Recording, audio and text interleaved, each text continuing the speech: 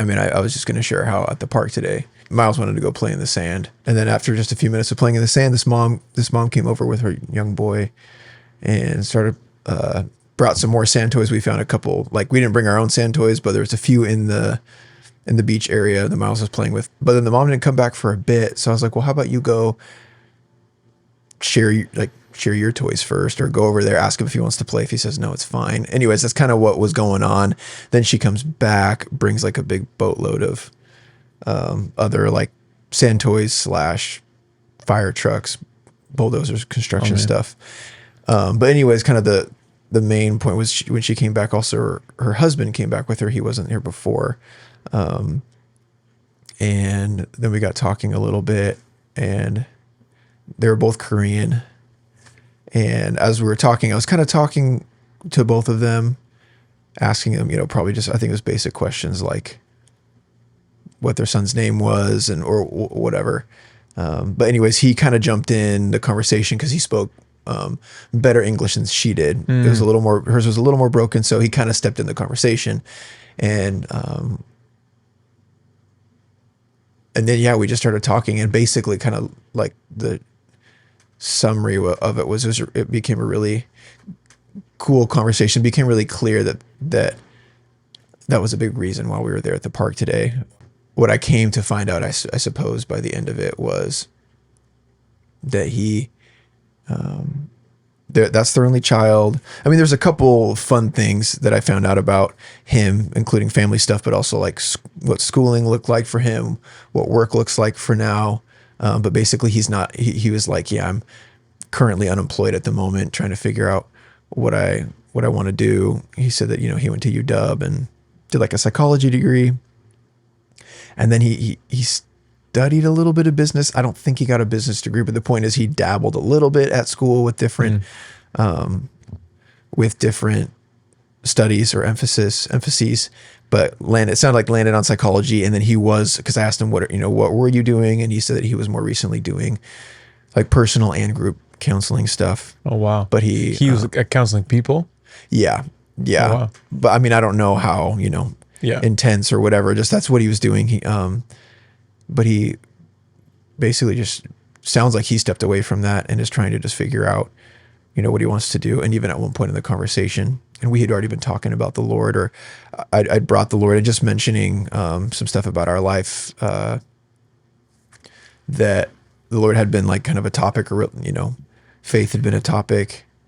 But yeah, I just kind of, I asked him even just like, a question that you even asked, or not that you asked me, you've just mentioned it when you talk to people. You're like, what do you burn for? What are you passionate for? Like, what's that thing? Like, follow that essentially. Anyway, so that was kind of in my mind a little bit as I was just asking him, kind of like, since, okay, yeah, you're not working. And it seemed like there was just a level, not just with the job thing, but in with him, maybe in general sense, just like a level of insecurity. Asked him just like, well, what do you, what are you passionate about? Is there anything that you find yourself just, where you just, whether it's what you burn for, what you're really passionate for, what you desire or love to do. And he was kind of like, man, he's like, I just had another friend ask me that recently, and I didn't know what to say. Wow. Basically. He didn't like have a clear answer. If anything, he was like recognizing this, you're the second person that's asked me this recently. But he said he said it in a way that he felt like it didn't give credence to what he was saying. But he was like, I want to help people. Wow. But when I mentioned, it was just cool because when I mentioned faith, there's just little ways of getting to encourage him that was fun. But I mentioned going to church or being a Christian, and he was like, so I assume you're, he said, I never used the word Christian at first. I talked about the Lord. I might've mentioned Jesus or praying to God. And he said, I assume you're Christians. I was like, yeah, we're Jesus followers. And he mentioned, he seemed to be kind of excited about that. And he mentioned that his family, that he grew up Christian, and they're like kind of going to, or had gone to this Korean church. He didn't know. He's like, he's like, I'm not sure if it's a Korean Protestant church or a Korean Presbyterian church. I was like, oh, it's probably Presbyterian because anyways. Right. But the point being, but he's like, we don't really do it that much, but I want to do it more. And I'm trying to get my wife to do it more. And I asked him, does she have a background? He said, yeah, she has like a background in Christian faith. And then at one point in the conversation, I just was just like, again, not preaching to him, so to speak, but just sharing in our life how it's so amazing that at one point, we began to realize and understand more that it's, that Christianity isn't like a religious construct. Right. And that, getting to know the Lord, that he's a real living person, a real living being that wants to interact and engage, and that's always speaking, like we've talked about even while you've been here staying with us for the past couple weeks, and that he wants us to walk with him, and he has just plans in store, and whatever just giving him, basically I got to just share a little really briefly about our life and just trying to encourage him of just like wanting to say yes to whatever it is that he has in store, because even when the yeses don't seem to make sense or they seem impractical or whatever it is, he always has really good intentions. Yes. There's always something really like way better on the other side, especially or even when the purpose is to form something inside of us. Because I think a lot of times we can think like, well, if I give God my yes and this, that, or the other thing, then like specific things in my life are going to start going really well in the way that we in like a societal or cultural context think of. Right. I'll have success. And that's not like, again, that's not what I was trying to paint. And I wasn't talking long enough with him to get into the weeds and anything. But my point was just like, but saying yes to him, there's always something good.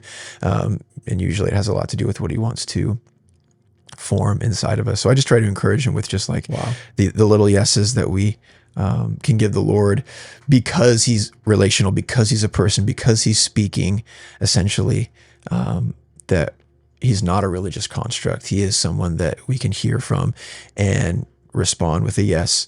And what's on the other side of that yes is, especially in the long run, you always like see like, oh, it's really good.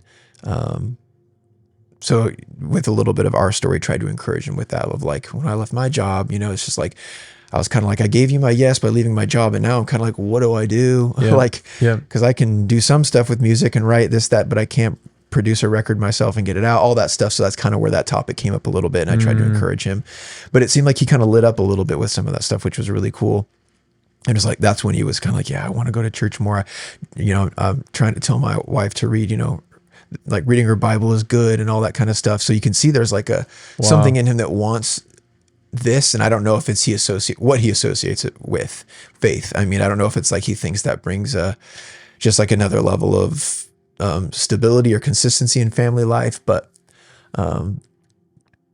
it was just really cool for me to recognize like, oh, that's such a big reason you had us there at the park today, Lord. And we exchanged numbers. And he would like to meet up and hang out at the park again. And I mentioned that maybe we'll hit him up for pickleball or something. Yes. That'd be so fun. Stuff like that. His name's Jason with a Y, but I think that's what just stuck out to me. It's just like so sweet. There's some sort of tenderness for the Lord there, or like a longing, even though he may not know why or what that's about. Talked about exercise a little bit with his wife. That was another thing he was like trying to encourage her with. Jesse's like, because recognizing taking care of their son all the time. He's like, I want you to take care of yourself, this, that, and the other. So I mentioned Maddie a little bit because she was on the phone with McKay, with a friend at the time. So she wasn't really a part of the conversation. But yeah, it's really cool. What you're saying is so true and so interesting. A few things. One, that God, like, it's obvious, but like when you're walking into it and being aware of the fact that he constantly has, like, there's so much waiting for you. Mm-hmm. Something that I think that maybe I brushed off so many times and thought probably have missed it a lot, as far as like he's putting people in front of you. Like there's opportunities everywhere. And then now, like, that's a great example of like realizing, man, like, you want to love on everyone. Like everywhere we go, there's no dull moments. Like looking at the life of Jesus, it wasn't like he just twiddled his thumbs for a little while and then someone showed up and said, hey. So I think that's really cool. And then the other thing too, that it's so, I'm realizing in life more and more and more, like I know it, but like realizing it is what you think you're doing, what you just described so well. I'm going to the park for X. Yeah. But really, it's almost nothing. I mean, that's a side benefit. But the reality is, like, God's like, yeah, but I'm after my children. Yeah. And they're everywhere.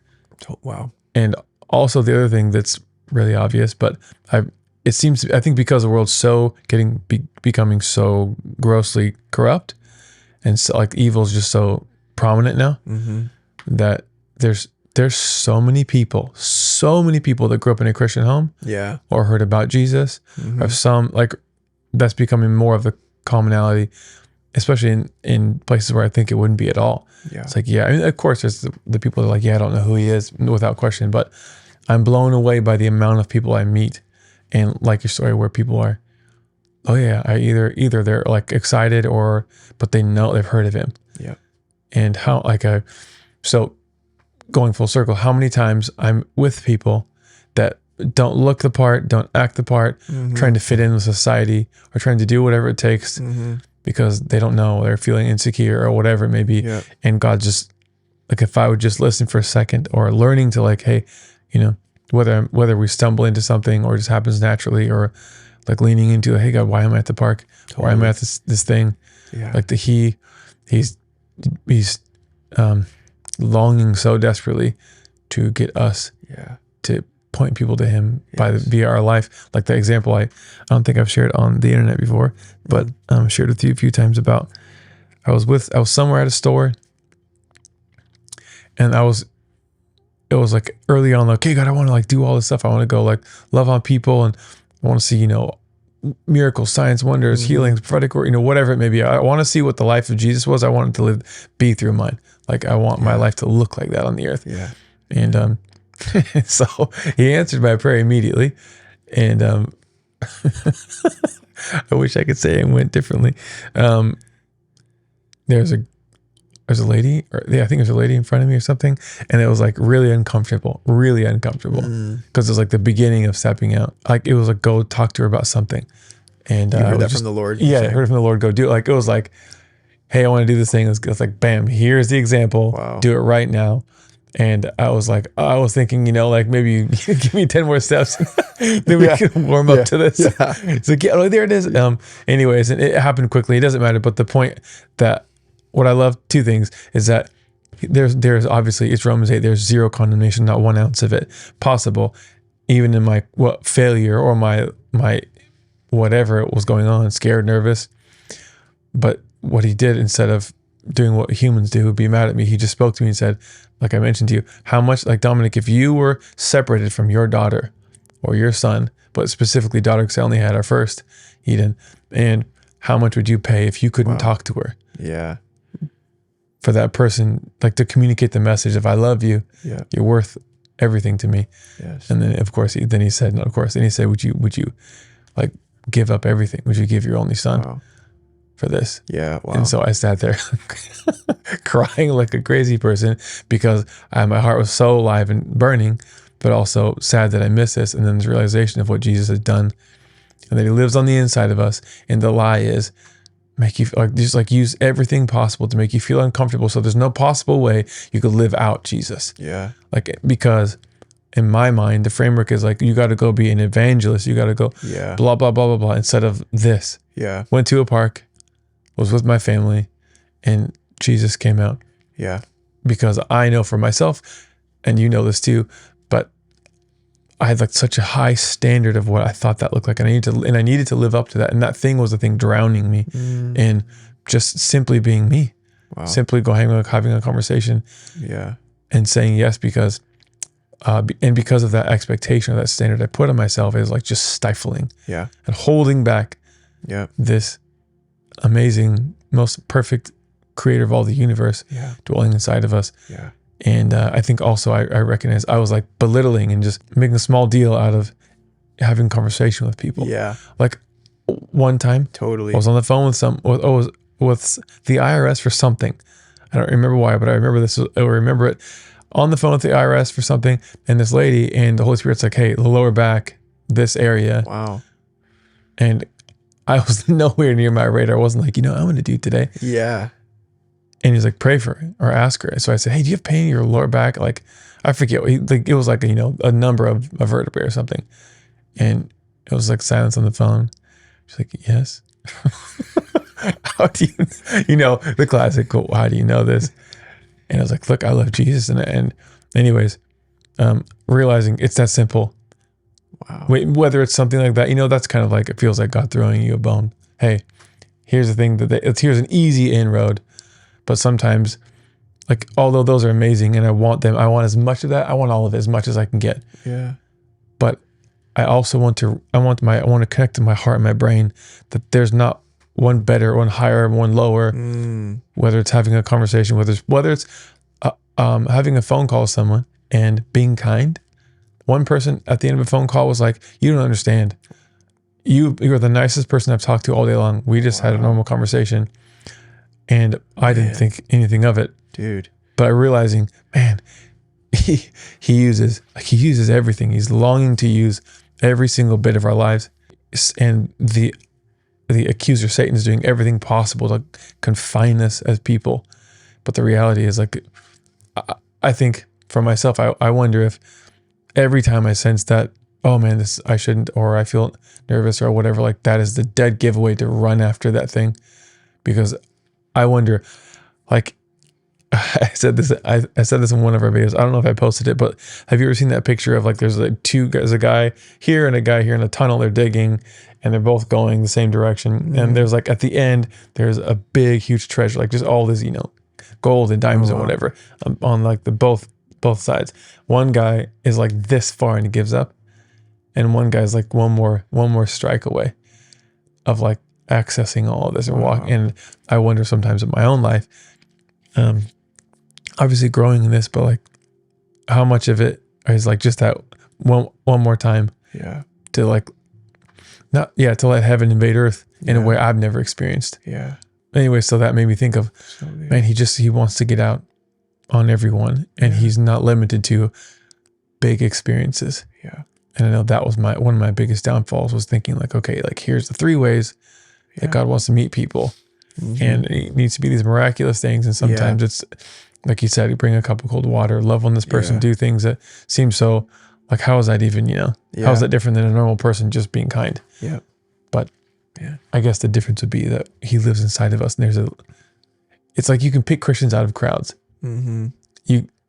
We're like magnets to each other. Obviously, we're made to be vessels, and we long for him. And whether I've heard people describe it, it's nice to be around you. It feels good.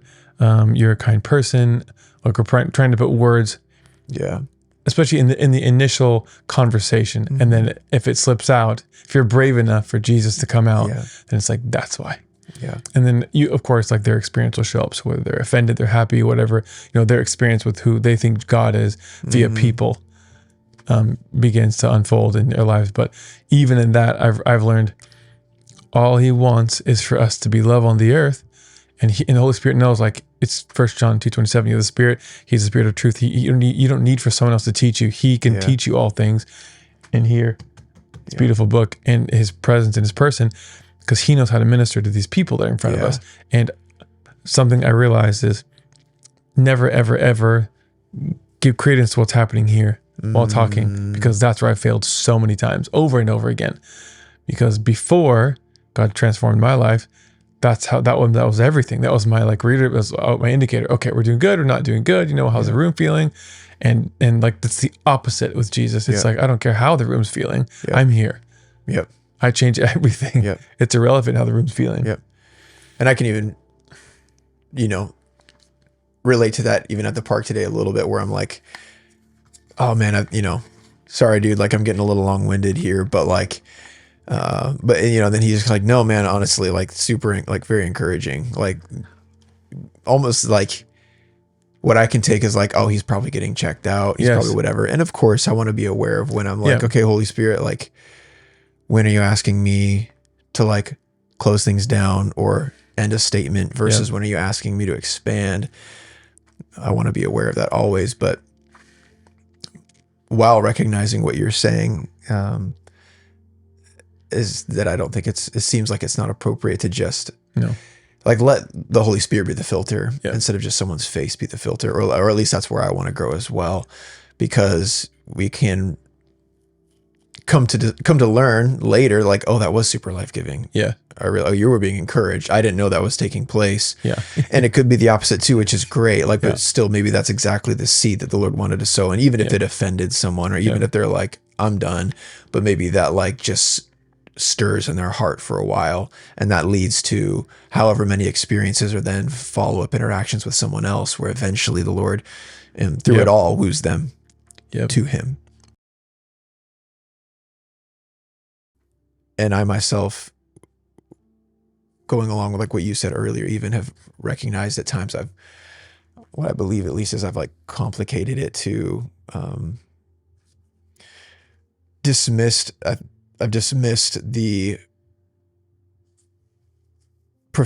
profoundness of just like you were saying, loving on someone, because I would get caught up sometimes in like, oh man, I'm gonna have to pray for this person, or I should pray, or if I'm stepping into the gym or whatever it might be, I'm thinking like it has to be that if I'm gonna be Jesus today. And then that, of course I want to grow in, like you were saying, just manifesting all of him everywhere. But I think I recognized at certain points that I'm like, I think love's getting lost in this picture a little bit. Where I'm like, what if my motive instead is just the foundation of my motive, whether it leads to praying for a physical issue in their body or something going on in their life. What if my motive just remains, like you were saying, I'm going to let love pour out of me. And if I truly love you, then, this is something you mentioned in relation to a different situation, but it applies to everyone. I believe, like, even with people that are strangers or acquaintances, like, how can I make you feel seen, heard, and loved? I remember you mentioned that, but like, what if love can be expressed in that way? And if it can just start there every time, because then if I'm operating in love, then as something arises, or an opportunity to pray for them, then it's coming from like the perfect, like the most beautiful motive. Like I think Galatians talks about, faith working through love, or, so that's something that I've been trying to hold on to help simplify things for me. And even with Jason today at the park, another thing, it was really another thing that you'd mentioned, and offhandedly, I believe, in conversation. But I was asked, I believe it was with him today. If not, it was with someone else very recently. But I was asking myself, Lord, how can I encourage him right now? Or what do you have to say to him right now? And I don't remember getting a super specific answer in that moment, but what's cool to me is just being aware, like letting that be the backdrop, or like letting that be the motive of in everything. Like encouragement is what everyone is looking for. Like if I can just give you Jesus, or if I can share him in any way by just, even if to me, it seems like, oh, we just barely got and, scratched the surface on talking about him. But what if that's like a big gulp of water for them, for like dry, just desert, thirsty land? What if they get none of Jesus? What if they haven't tasted any bit of Jesus or any bit of his presence? Maybe even if they've heard of him or grown up in a Christian household, what if they actually haven't had an interaction with like the Spirit invading them ever? And so what to me is even just this, like, man, I feel like I'm barely mentioning him, but if that's, like I said, just this massive drink of water for them. Wow. I guess I haven't even really thought of it in that sort of perspective before, but how valuable and encouraging, like he mentioned later, it's like, no, honestly, man, thank you. It's so encouraging to hear that. And to me, I'm like, I feel like I barely said anything. Yeah. I feel like I, barely, like it was the tip of the iceberg, so to speak, on what we could have, or what I could have shared, that I don't need to, just, and like how amazing the Lord is, and how he wants to walk with us, how he loves us.